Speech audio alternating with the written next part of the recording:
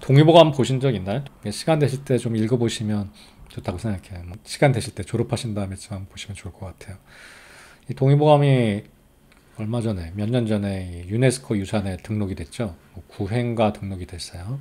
그러니까 이게 역사 발전에, 우리 문명 발전에 어떤 중요한 이정표다, 유산이다, 리거시다 하는 의미로 등록이 됐는데, 중국에서는 동의보감의 내용이 중국 의학에서 온 것이다. 소문 영출을 짜집게 한 것이다. 뭐 이렇게 썼어요. 사실 그렇게 많이 한국 한의 선생님들 그렇게 알고 계신 분들이 많아요.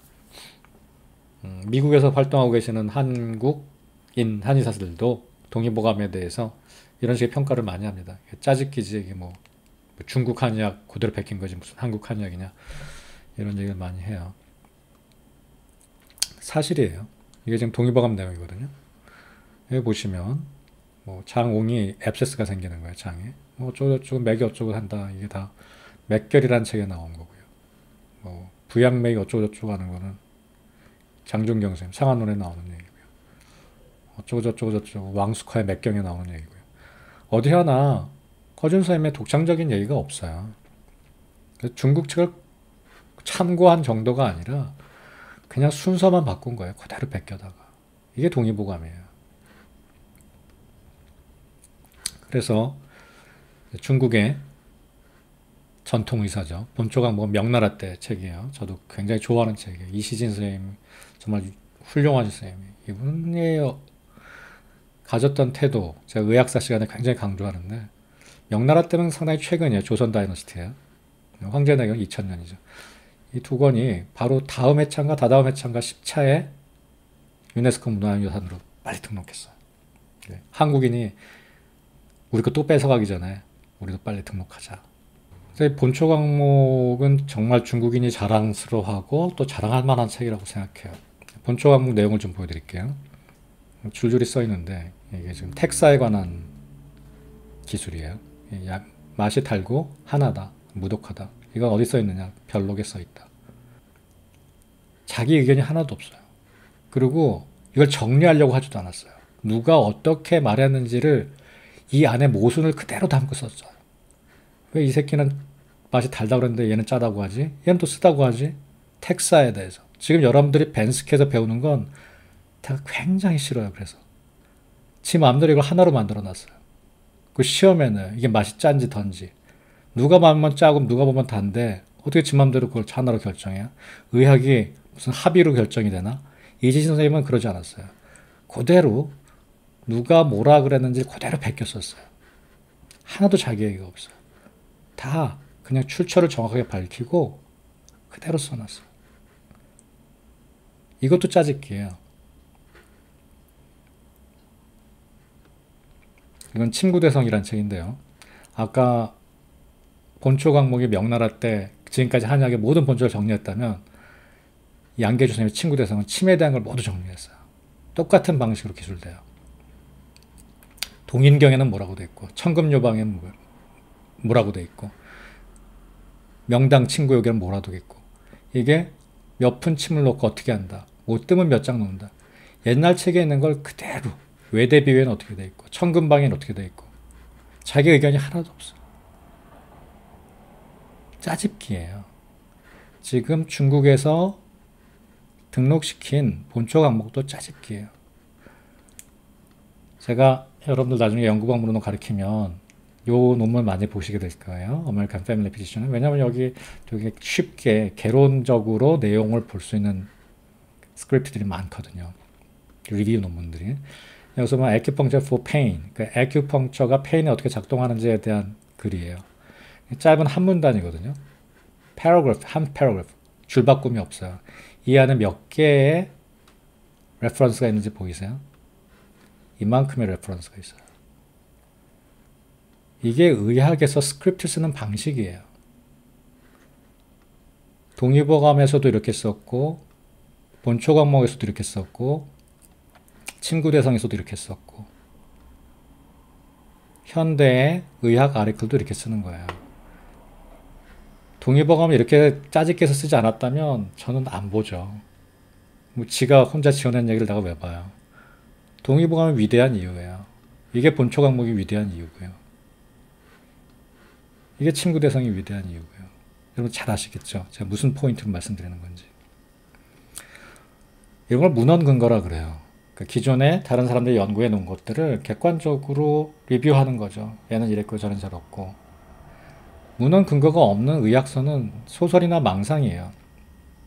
누군가 갑자기 5장 6부가 아니라 6장 6부야. 우리가 중요한 장기를 빼먹었어. 하나가 뇌야. 실제 있었던 일이에요. 그래서 앞으로는 6장 6부라고 얘기해야 돼 라고 얘기한다면 콧방귀도 안 끼겠죠. 적당한 근거가 없다면.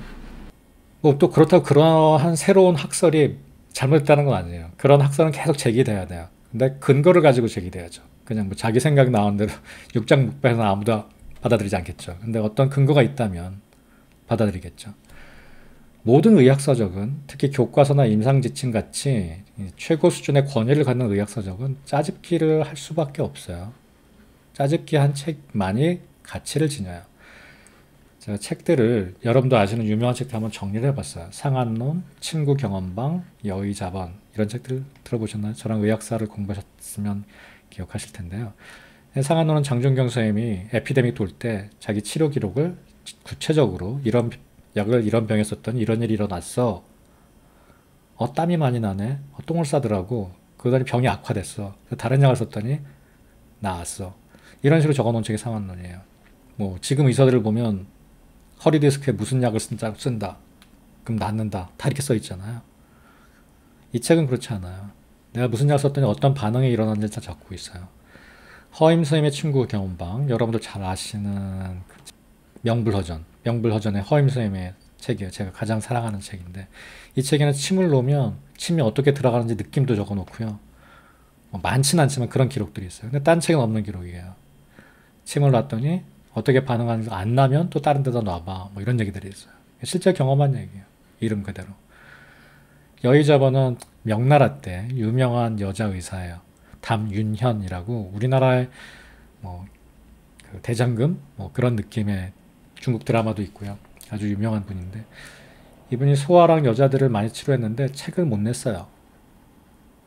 그 아들이 냈어요. 왜냐하면 여자를 다 무시했기 때문에. 그 아들이 엄마의 치료 기록을 펼쳐난 책이 여의잡언이에요. 이름을 보시면 아시겠지만 이거 그냥 헛소리야 라는 뜻이에요. 여의잡언. 감히 여기다 무슨 책이라고까지 붙이지 못한 거예요. 근데 여기 소중한 당시의 아이들과 여자들의 치료 기록이 담겨 있어요. 제가 좋아하는 책도 이런 책들이에요. 얘는 팩트를 다루고 있거든요. 그래서 책 제목도 그냥 되게 겸손해요. 논, 경험방, 자본. 왜냐면 옛날에는 이런 것들을 개인의 경험을 되게 소홀히 여겼어요. 과학적인 마인드가 없었기 때문에. 그 다음에 두 번째로 제가 좋아하는 책들은 이런 책들이에요. 동의보감, 봉초강목, 친구대상. 아까 얘기했죠. 이런 책들은 자기 사견 없이 그동안의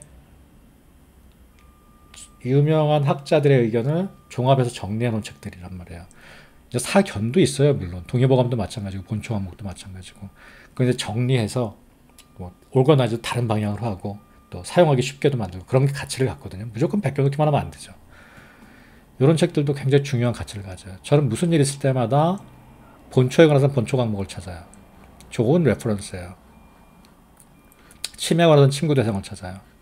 데드맨이나 이런 거 찾는 게 아니라 얘는 정확하게 어디서 어떻게 밝혀냈고 다 밝혀놨거든요. 굉장히 과학적이죠. 그 다음에 세 번째 책들이 있어요. 황제내경, 청나라 때 의학시모, 특히 난경. 제가 제일 싫어하는 책이 난경이거든요. 제가 싫어한다고 해서 역사적 가치가 없는 건 아니에요. 이 책들은 지 생각들을 풀었어요. 그렇기 때문에 위대하기도 하고 그렇기 때문에 저 같은 사람은 되게 싫어하죠. 의학시모에는 경험도 많이 있어요. 위에 이런 경우도 많이 있는데 청나라 때 새로운 그 자기 생각들이 너무 많이 들어있어서 이게 후대에 영향을 끼치는 게 너무 많아요. 그 근거 없는 사변적인 생각들, 이렇게 따지면 사실 비이론이나 그런 책도 마찬가지긴 한데요. 특히 난경 같은 데는 그때 고대인들이 가졌던 현상에 대한 해석, 인체 현상에 대한 해석들이 너무 중구난방으로 많이 들어있는데 너무 가치 있죠. 2000년 전에 사람들이 어떻게 인체를 해석했는가. 네, 이런 책들을 바이블처럼 받아들여서 이거를 해석하고 이것을 증명하는 게 한약의 길인 것처럼 행동하는 데서는 저는 굉장히 좀 난감해하죠. 2000년 전에 사람들이 신체를 바라본 관점들이에요. 의학신문은 청나라 때니까 얘기가 다르고요. 저는 뭐 이런 논쟁들 속에서 중국과 한국, 뭐 한국 한의학, 뭐 일본 한의학, 특히 미국에 오니까 굉장히 많이 느껴요. 저는 솔직히 한국 한의학이 막 대단한 줄 알고 미국에 왔어요. 제가 완전히 우물안의 개구리였죠. 이 미키사카이는 지인들한테 편지를 쓸 때 마지막에 이렇게 썼대요. 그러니까 서명같이 쓴 거예요. 우리 그 구글 지메일 할 때 서명이. 조선의학을 모르고서는 일본의학과 중국의학을 말할 수 없다. 이렇게 서명 대신에 써서 보냈다 그래. 모든 이메일에. 메일에. 이메일이 아니죠. 메일에. 이건데 이거는 따르게나 똑같아요. 중국의학을 모르고서는 일본의학과 한국의학을 말할 수 없다. 또 반대로 일본의학을 모르고서는 한국의학과 중국의학을 말할 수 없다. 똑같아요. 왜냐하면 서로 계속 인플루언스를 하면서 발전했기 때문에 그래요. 근데 나는 요거를 하는 거야. 한의학. 나는 중의학을 하는 거야. 되게 웃기는 얘기예요. 이게 분리가 될 수가 없어요. 되게 안타깝더라고요. 미국 와서 진료하고 하면서. 한국의학 모르고서는 중국의학, 일본의학 완전히 이해할 수 없고요. 중국의학 모르고서는 한국의학도 이해할 수 없어요. 그래서 좀 열린 마음으로 삼국 혹은 뭐 사국, 뭐 한중일만 있는 건 아니에요. 베트남, 티벳 다 한약에 끼친 영향들이 커요. 심지어 인디안 메디슨, 아유르베다도 마찬가지고요. 여러분들이 공부하실 때 좀 더 열린 마음으로 다 다양하게 공부하실 수 있었으면 좋겠다는 얘기로 꺼낸 토픽이었습니다. 또 뵙죠.